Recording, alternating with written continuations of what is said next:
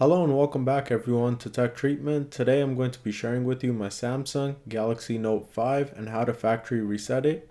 First, you want to open your settings, which can be accessed in two ways, either through the app drawer, or you can open your notification drawer and open the settings from there. Once in the settings, you're going to find backup and reset. Hit factory data reset, reset phone, and delete all. Your phone now will reboot and wipe everything clean. The first boot up does take a few minutes extra, so please be patient.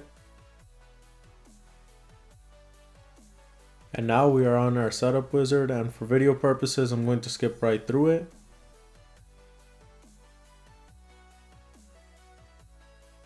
And that's it. That's how easy and simple it is to factory reset your Note 5. And if you enjoyed this video, please give it a like and share, and I'll see you guys soon with another video.